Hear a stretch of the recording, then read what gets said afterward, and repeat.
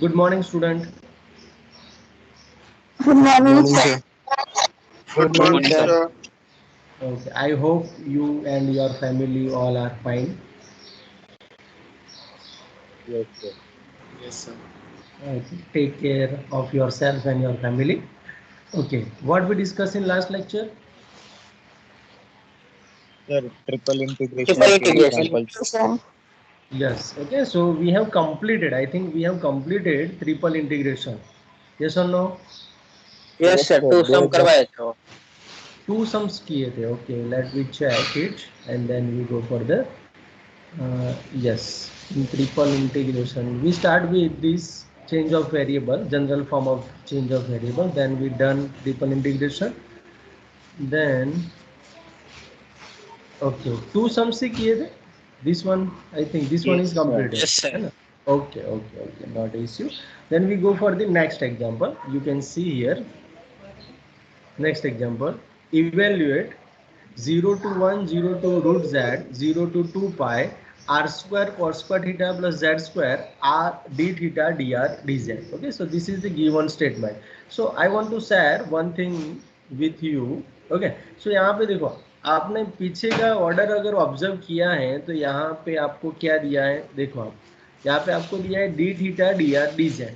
So this form is for the cylindrical coordinate. So यहाँ पे मैं आपको एक चीज बताऊंगा जो हमारे सिलेबस में नहीं है, लेकिन I want to talk with you, I want to share with you. So यहाँ पे देखो, we have the four coordinate system. Number one Cartesian, number two polar coordinate system, number three spherical coordinate system, number four cylindrical coordinate system. तो यहाँ पे देखो मैंने side में लिखा है आर थीटा फाइव, जहाँ पे दिखता है ना, it is the spherical coordinate system. R theta Z जहाँ पे होता है वो सिलिंड्रिकल कोऑर्डिनेट सिस्टम है. अब सिलिंड्रिकल कोऑर्डिनेट सिस्टम में ट्रांसफॉर्मेशन कैसे लेते हैं, तो x is equal to R cos theta, y is equal to R sine theta and z is equal to z. These three represents the cylindrical coordinate system. And same way for spherical, x is equal to r cos phi sin theta, y is equal to r sin phi sin theta, and z is equal to r cos phi cos theta. Yes, cos theta. Okay, so these are the spherical coordinates for the spherical coordinate system. Okay, so you have to remember this. अगर आपको कहीं पर भी ऐसे transformation करने की जरूरत पड़े तो पर भी आप कर सकते हो, लेकिन यहाँ पे तो सीधा दिया है तो नॉट ए इश्यू. सिर्फ यहाँ पे आपको इतना ध्यान रखना है कि inside limit indicates for theta, middle limit for R, and third limit जो आउटर साइड लिमिट है वो किसके लिए है, जेड के लिए. So is there any doubt up to here? No, sir. Okay, अब यहाँ से हम स्टार्ट करते हैं. I is equal to integration 0 to 1, 0 to root z, 0 to 2 pi, r square cos square theta plus z square r d theta dr dz. मुझे पहले theta को यहाँ पे सॉल्व करना है, तो थीटा को सॉल्व करना है, दैट मीन्स क्या करना पड़ेगा, पहले यहाँ पे देखो 0 to 1, 0 to root z, 0 to 2 pi. अब मैंने पहले r को इनसाइड ले लिया, दैट मीन्स r क्यूब. अब cos स्क्वायर थीटा का मैं डायरेक्ट तो इंटीग्रेशन नहीं कर सकता हूँ, कर सकते हैं? No. नो. तो No, sir. उसके लिए हम ये फॉर्मूला यूज करेंगे, cos 2 theta is equal to 2 cos square theta minus 1. Okay, so cos 2 theta is equal to 2 cos square theta. ये थोड़ा आपको दिख नहीं रहा होगा, so I change my ink. Hello sir. Yes yes, बोलो बोलो. सर सर हम हम लिमिट एक्स वाई लिमिट हम अल्टर एक्स वाई को करके भी कर सकते हैं ना इजीली. कोई एक बोलो, कोई एक बोलो. हाँ, सर हम डी आर डी थीटा की अल्टर चेंज करके भी इजीली कर सकते हैं ना. नहीं कर सकते. There is no change of variable in triple integration. मैंने आपको बोला था, अगर आपको वो करना है तो फिर बहुत ही कॉम्प्लिकेटेड हो जाता है ना. इसलिए वो हमारे सिलेबस में भी नहीं है, और उसको करने के लिए आपको बहुत कुछ करना पड़ेगा अरेंजमेंट. अंडरस्टैंड? ये आगे पीछे आप नहीं कर सकते डायरेक्टली. वो कर सकते हैं कब, जब कांस्टेंट लिमिट है तब. मैंने आपको बोला था. Got it? Yes sir.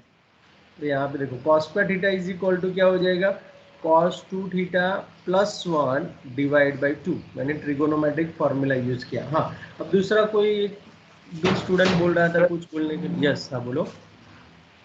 हम सर एक्स वाई को आर थीटा में कन्वर्ट करते थे तो हम आर थीटा को एक्स वाई में कन्वर्ट करें तो नहीं हो जाएगा? आर थीटा को एक्स वाई में कन्वर्ट करेंगे तो क्यों करना क्यों है लेकिन आपको यहाँ पे? इजीली नहीं हो। इंटीग्रेशन सिंपली हो जाएगा ना। आप जल्दी करने चाहेंगे तो cos स्क्वायर थीटा है तो R square cos square theta है, तो उसको आप क्या लिखेंगे? एक्स स्क्वायर लिखेंगे। हाँ, एक्स स्क्वायर लिखेंगे, ऐसा। Yes sir. लेकिन यहाँ पे देखो आपका ऑर्डर जो है वो डी थीटा पहले है, डी आर बाद में है, और उसमें जेड इन्वॉल्व है। देखो यहाँ पे दिख रहा है। तो फिर क्या करेंगे आप? रूट जेड को क्या करेंगे? समझ रहे हो आप? ये आपको चेंज करके दिया है, दैट मीन्स वापस जाने में खतरा है। दिख रहा है ना? हम चेंज क्यों करते हैं? उसको सिंपल बनाने के लिए। लेकिन आप वापस ही उसी में जाएंगे कार्टेशियन में तो थोड़ा दिक्कत हो सकता है आपको। Is it clear? Yes sir. तो ये तो सीधा Yes, ही है, आप इसमें कुछ नहीं करेंगे तो पर भी बहुत सिंपल है, ये कुछ इतना डिफिकल्ट नहीं है। देखो यहाँ पे आर क्यूब मैंने कर दिया आर से मल्टीप्लाई, तो यहाँ पे कॉस स्क्वायर थीटा की जगह पे मैं ये रिप्लेस कर सकता हूँ, तो मैंने रिप्लेस कर दिया 1 plus cos 2 theta by 2 plus Z square into R. Okay, अब D theta D R D Z. Please mute your mic, किसी का माइक चालू है। Okay, then 0 to 1 0 to root Z. Okay, वो एज इट इज रखा। अब मुझे with respect to क्या करना था? थीटा करना था, है ना? तो यहाँ पे देखो R cube as it is रखा मैंने, 1/2 जो है उसको मैंने आर क्यूब के साथ ले लिया क्योंकि वो कांस्टेंट है। तो 1 का integration with respect to theta क्या होगा? Theta theta.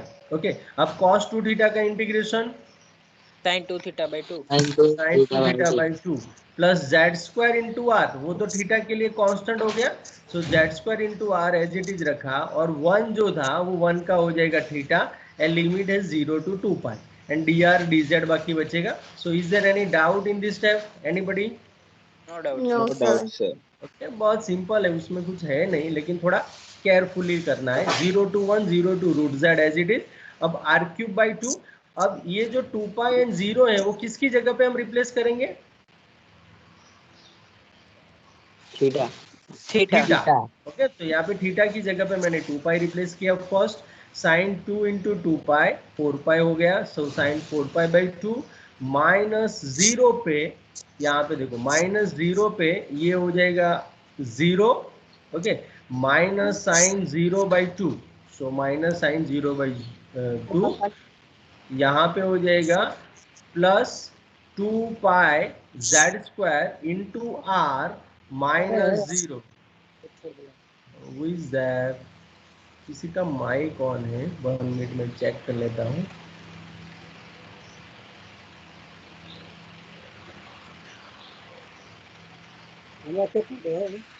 विजय, यस यस, मूट कर दिया। Okay, next. तो यहाँ पे देखो, हाँ ये नेक्स्ट हो गया हमारा 2 pi Z square R minus 0 and D R D Z तो ऑलरेडी वहाँ पे था। तो यहाँ पे we know that sine 4 pi sine 2 pi sine 6 pi all are 0, sine 0 is also 0, और 0 तो 0 ही है, यहाँ पर भी 0। सो रिमेनिंग टर्म्स आर, यहाँ पे मैंने क्या किया देखो, 0 to 1 0 to root Z R cube by 2। Okay, R cube by 2 plus Z square R D R D Z. तो मैंने कॉमन क्या ले लिया? ये दो ही टर्म थे ना, तो मैंने 2 पाई को कॉमन ले लिया है। Is it clear everybody?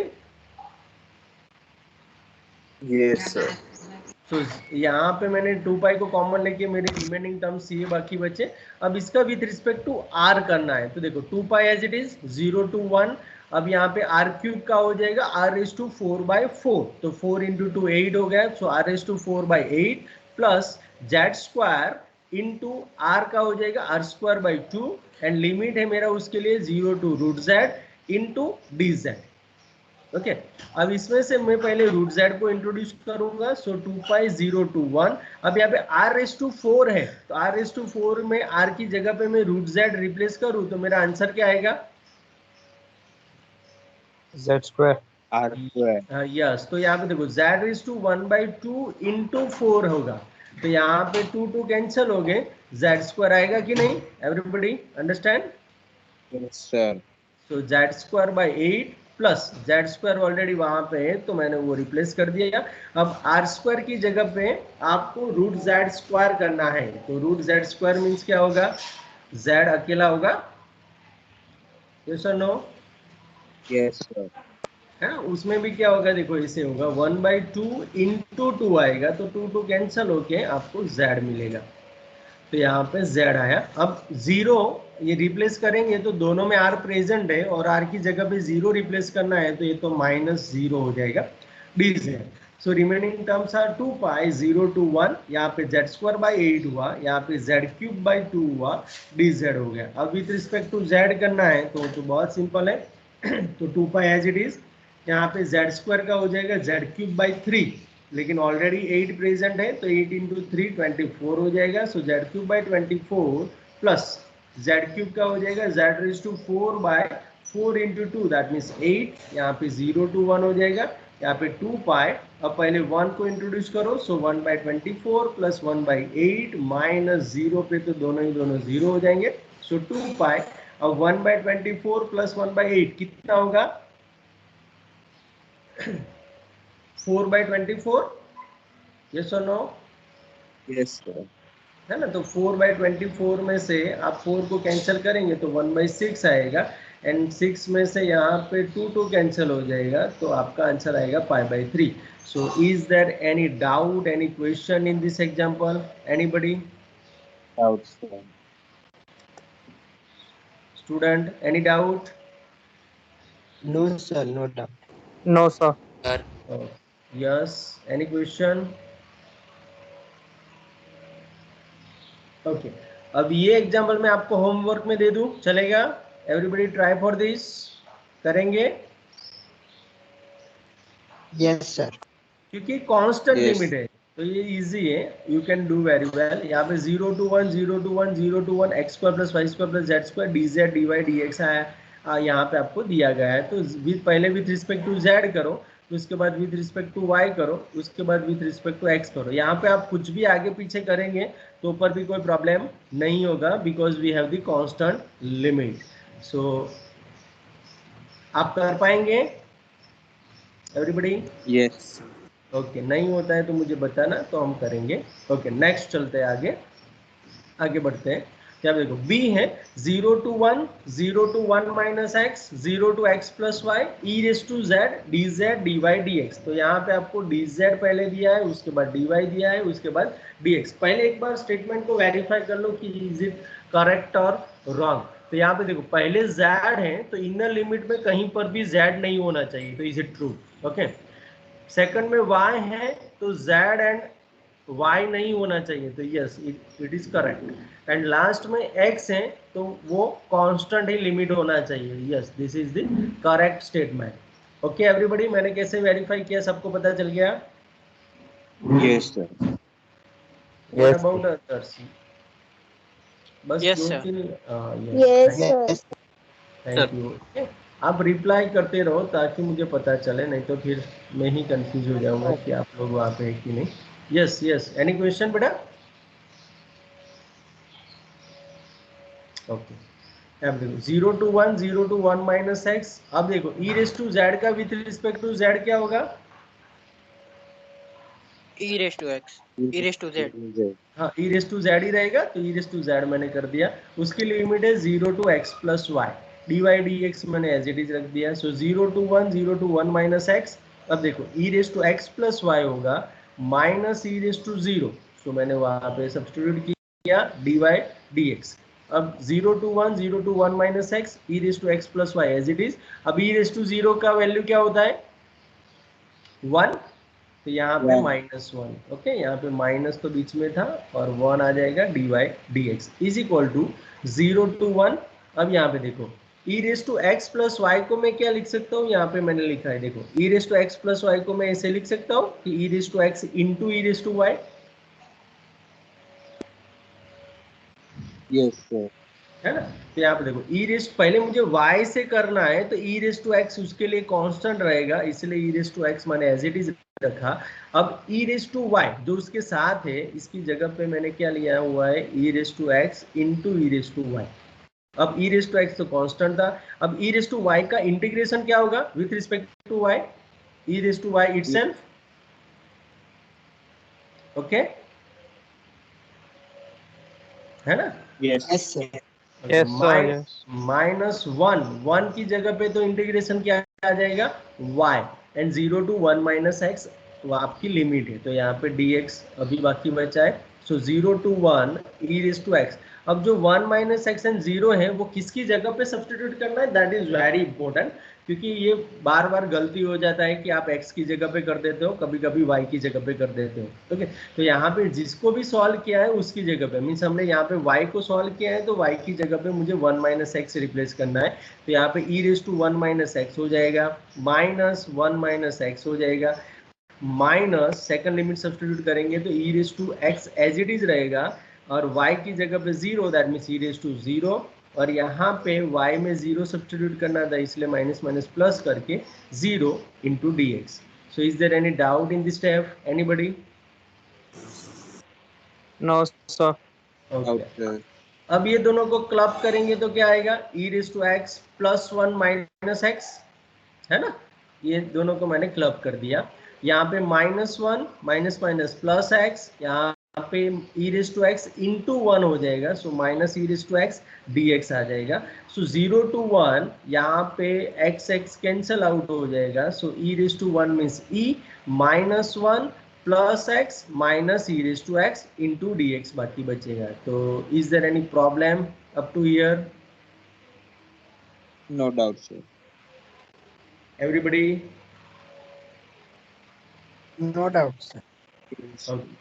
अब यहाँ पे देखो with respect to x integration करना है तो यहाँ पे e तो कांस्टेंट है कि नहीं, एक वैल्यू है ना 2.7, तो वो तो एज इट इज रखा मैंने। अब वहां पे 1 है तो 1 का इंटीग्रेशन हो जाएगा x माइनस अगेन 1 का integration with respect to x plus x का integration x²/2 minus e raise to x का integration e raise to x, 0 to 1 is that. So यहाँ पे पहले 1 सब्स्टिट्यूट करो उसके बाद 0, so e into 1 that means e -1 plus 1/2 minus e, अब 0 पे रिप्लेस करेंगे तो e इंटू 0, यहाँ पे 0, यहाँ पे 0 और यहाँ पे सिर्फ बाकी बचेगा, so minus minus second limit का माइनस आएगा तो minus minus plus e raise to 0 हो जाएगा।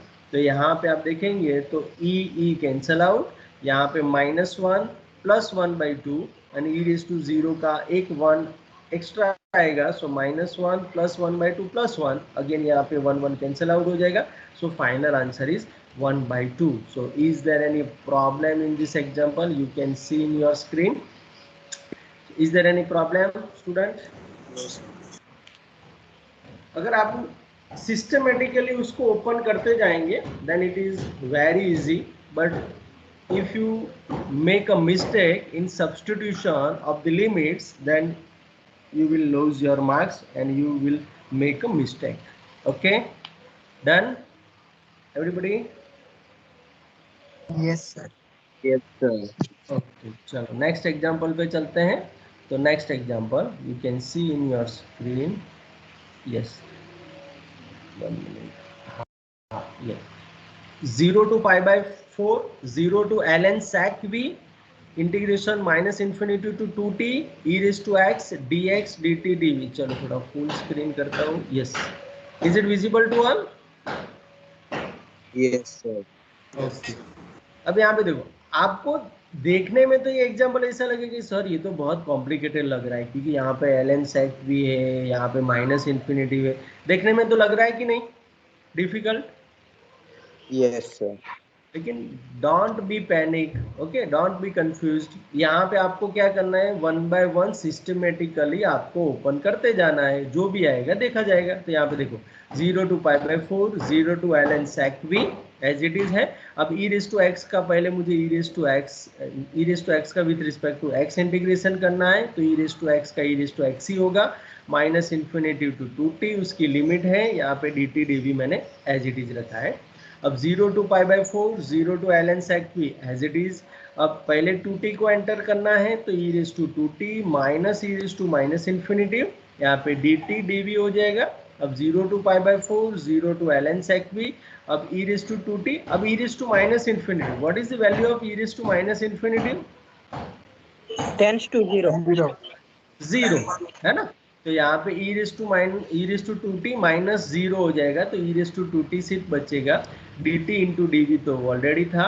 अब e रेज टू 2t का विथ रिस्पेक्ट टू t करना है, तो यहाँ पे 0 to pi by 4 as it is, e raise to 2t का क्या हो जाएगा, e raise to 2t by 2, 0 to ln sec v उसकी लिमिट है, dv एज इट इज। यहाँ पे 1/2 मैंने ऑलरेडी बाहर ले लिया है, 0 to पाई बाय 4। अब t की जगह पे आपको ln sec v and 0 replace करना है, तो e raise to 2 ln sec v minus e raise to 0 dv हो जाएगा कि नहीं, ये सुनो। Yes sir. तो यहाँ पे देखो 1/2, 0 to पाई बाय 4। अब यहाँ पे कैसी सिचुएशन बन रहा है, you can observe here, e raise to ln sec v whole square, ऐसा होगा कि नहीं?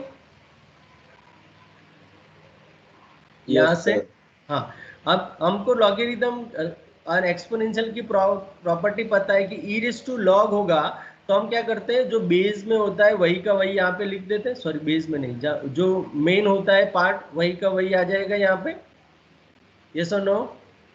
यस। Yes sir. यहाँ पे sec स्क्वायर v हो गया minus e raise to 0, minus e raise to 0 means यहाँ पे 1 हो जाएगा, सो -1। अब इसकी जगह पे मैं क्या रिप्लेस कर सकता हूँ, sec square v -1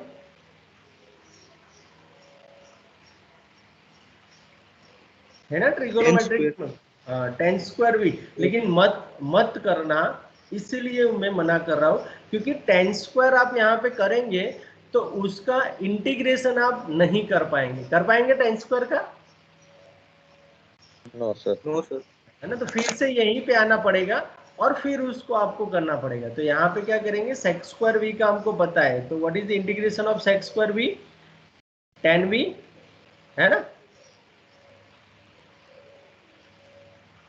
yes sir. Yes sir. -1 का हो जाएगा v, एंड यहाँ पे 0 to पाई बाय 4 उसकी लिमिट है, तो पहले पाई बाय 4 को एंटर करेंगे, उसके बाद 0 को, so 1/2 tan pi by 4 minus pi by 4 minus tan 0 minus minus plus 0, okay. अब इसमें से जो भी बचता है that is our answer, so 1/2 as it is. अब tan पाई बाय 4 की वैल्यू क्या होता है, 1। Very good, minus pi by 4 as it is. अब tan 0 0 एंड 0 तो 0 ही है, तो यहाँ पे -0। तो अब इसको आप ओपन करेंगे तो 1/2 1 माइनस पाई बाय 4, और इसको ओपन करने के बाद आपको आंसर मिलेगा 1/2 minus pi by 8। So is there any doubt, any question in this example? No doubt sir. No doubt, sir.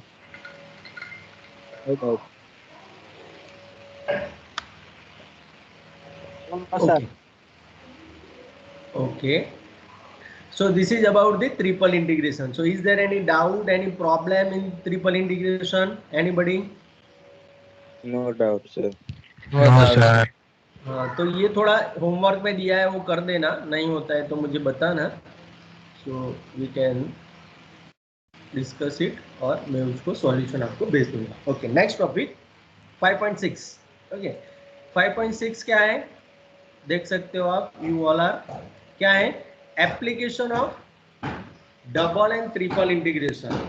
Okay, तो what are the applications of double and triple integration, उसका भी हम यहाँ पे डिस्कशन करने वाले हैं 5.6 में। So there are mainly 2 applications in your syllabus, Number one is area and number two is volume. Okay, so area and volume. There are many others applications of double and triple integration. You can find mass. Okay, then there are many applications in mechanical and physics and at बहुत सारे field में है. Okay, civil में भी है. तो लेकिन यहाँ पे हम एरिया एंड वॉल्यूम का ही सिर्फ डिस्कशन करेंगे. Similarly we can find other applications also. So the main applications of double integration is to find the area and volume of the surface. Some way we can also evaluate the area and volume of the surface by using triple integration. Means double and triple दोनों से हम area and volume find करेंगे, लेकिन कुछ condition से कि कैसे करना है और कौन सा डबल कब यूज होगा, ट्रिपल कब यूज होगा, वो आपको सिर्फ देखना है. तो फर्स्ट जो है हम पहले डबल इंटीग्रेशन वाले डिस्कस करते हैं. तो application of double and triple integration. So first I want to introduce about the area. Okay, तो यहाँ पे देखो फर्स्ट केस ऐसे हो सकता है, तो आप जैसे करते थे ऐसे. तो नंबर वन केस, उसकी फिगर अगर हम स्टडी करें तो इस टाइप की हो सकती है कि आपके पास दो कर्व है, कोई भी दो कर्व, ऐसा जरूरी नहीं मैं यहाँ पे जो ड्रॉ कर रहा हूँ ऐसे ही होंगे, है ना. ऐसे दो कर्व है और यहाँ पे आपका कॉमन रीजन बन रहा है and you are going with the vertical strip. Okay, आप वर्टिकल स्ट्रिप के हिसाब से जा रहे हो, तो आपका एरिया का फॉर्मूला क्या होगा वो मैं आपको बता रहा हूँ. तो यहाँ पे पहले लिख देता हूँ द एरिया, राइटिंग पार्ट जो है थियोरेटिकल पार्ट है. Area A bounded by the curves y is equal to y1x and y is equal to y2x intersecting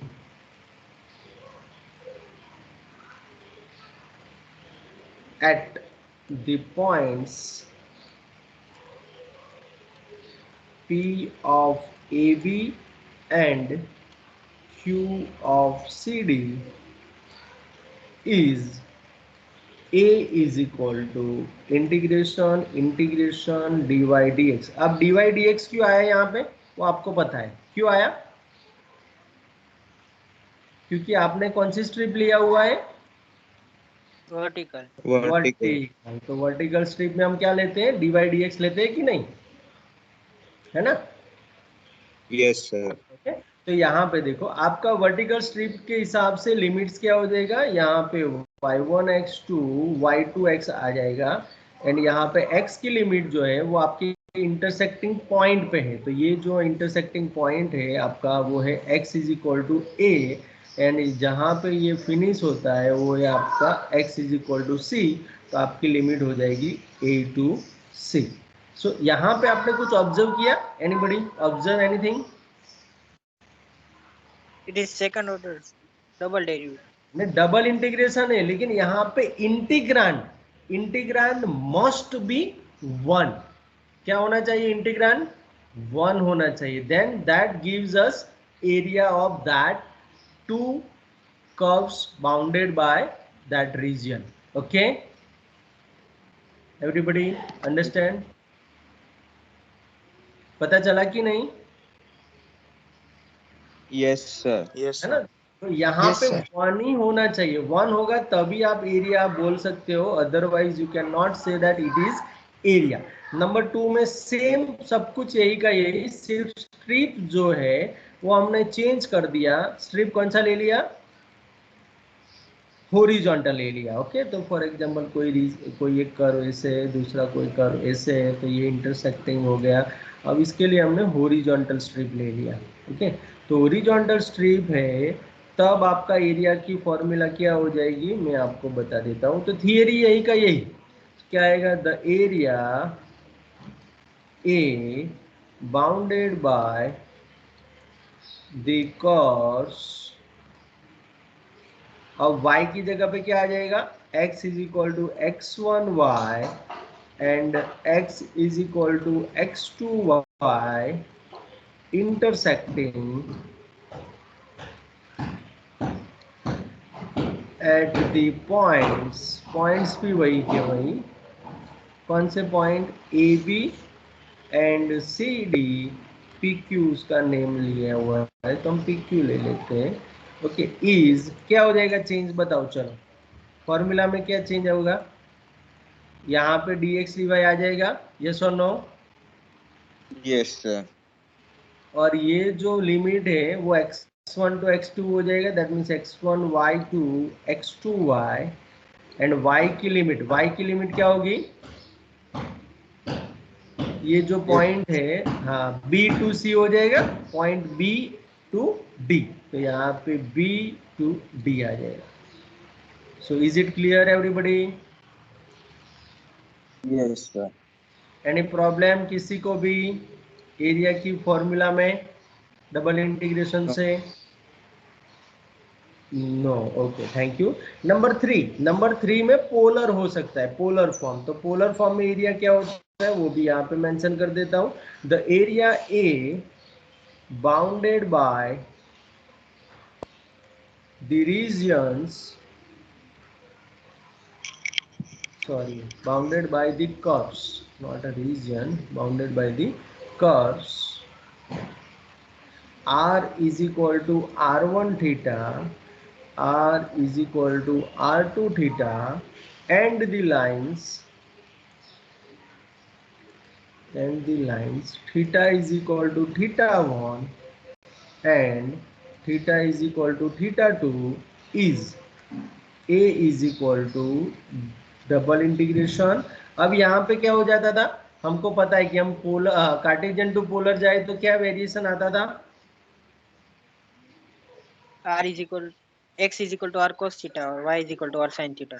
वो तो हमारा तो ट्रांसफॉर्मेशन था, लेकिन dx dy या फिर dy dx की जगह पे क्या रखते थे हम, R R से मल्टीप्लाई होते हैं।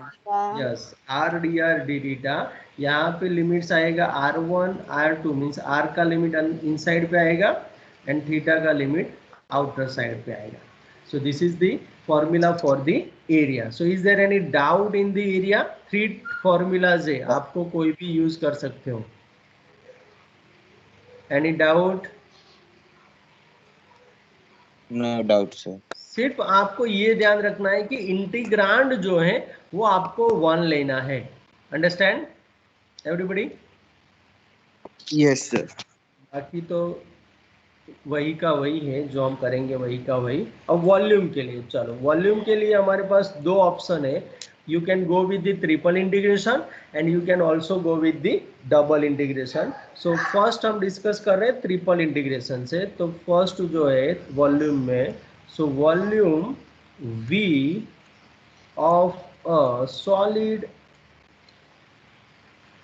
contained in the region V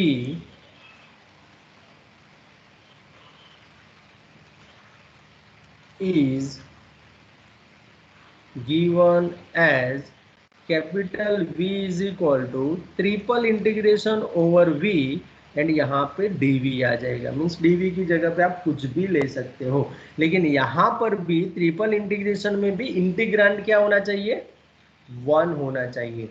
is it clear? Okay Yes, sir. Done. Okay, अब यहाँ पे मैं अगर कार्टेशियन सिस्टम ले रहा हूँ तो मेरे पास क्या होगा, dV की जगह पे dx dy dz या फिर dz dy dx या फिर बहुत सारे हमारे पास थे। अगर उसी में भी मैं सिलिंड्रिकल कोऑर्डिनेट्स लूँ तो मैंने आपको बोला था कि सिलिंड्रिकल कोऑर्डिनेट्स में dV क्या हो जाता है, dr d theta dz। Cylindrical में मैंने बताया ना आपको, r इज इक्वल टू क्या लेते थे, x is equal to r cos theta, y is equal to r sin theta and z is equal to z। ऐसा सिलिंड्रिकल में था। तो उसका जो जैकोबियन होता है वो r होता है, इसलिए उसमें भी हम r से मल्टीप्लाई करके लिखेंगे। Okay, and same way this is for cylindrical. Okay, spherical में अगर आपको जाना है तो उसका थोड़ा चेंज है। तो v is equal to triple integration over v, r square sine theta उसका जैकोबियन है और उसके जो कोऑर्डिनेट्स है वो r थीटा फाई है, इसलिए इस हिसाब से आएगा। So is it clear? Volume by triple integration everybody?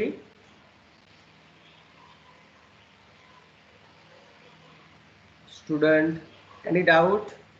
No sir, no no doubt. Doubt. देखो ये सभी सेकंड में, वाला स्फेरिकल के लिए है ना? हाँ यहाँ पे लिख दूं ब्रैकेट में, सेकंड वाला जो है सिलिंड्रिकल है, क्योंकि उसमें जेड आता है, जेड आए तब आपको अंडरस्टैंड करना है वो सिलेंडर है ना, और यहाँ पे जो है वो स्पेरिकल है। Got it? और ये तो कार्टेशियन है ना, और ये general form. So any problem now? No sir problem. ये के लिए आर स्क्वायर साइन क्यों आया है वो समझाएंगे? आर स्क्वायर साइन थीटा, वो कैसे आया है स्फीयर के लिए वो ये समझाएंगे? जैकोबियन है, जैकोबियन। देखो अब स्फीयर के लिए मैंने आपको बताया कि स्फीयर के लिए कोऑर्डिनेट्स क्या थे, वो आपको याद होना चाहिए। देखो यहाँ पे स्फेरिकल के लिए कोऑर्डिनेट्स है x is equal to R cos phi sine theta, y is equal to R sine phi sine theta, and z is equal to R cos theta. तो आप जब जैकोबियन फाइंड करेंगे तो उसका जैकोबियन क्या मिलेगा, del x y z upon del R theta phi, है ना। तो इसका जो आंसर है वो आपको मिलेगा आर स्क्वायर साइन थीटा मिलेगा। अंडरस्टैंड? है यस। ना, ये तो फर्स्ट सेमेस्टर में आप पढ़ के आए हो, है ना, जैकोबियन।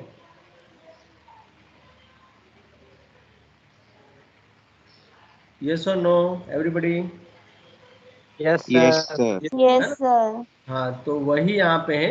तो इसीलिए जो हम चेंज कार्टेशियन टू स्फेरिकल में जा रहे हैं तो उसका जैकोबियन से मल्टीप्लाई करना पड़ेगा, इसलिए हमने उसको मल्टीप्लाई किया bye Jacobian.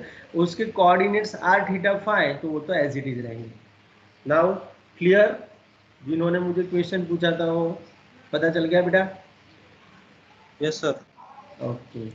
Now bye double integration क्या होगा, तो देखो डबल इंटीग्रेशन से क्या होता है। सो यहाँ पे देखो, the volume of the solid cylinder on S as base bounded by the given surface with generators, means ये तो थियोरेटिकल पार्ट है, जो याद रखना है मैं आपको बता देता हूँ। Parallel to the z axis, double integration over s z dx dy, और ये वॉल्यूम की फॉर्मूला है, double integration over s f of x y D x D y. Okay, and in polar form क्या हो जाता है, volume v is equal to double integration z r D R D theta.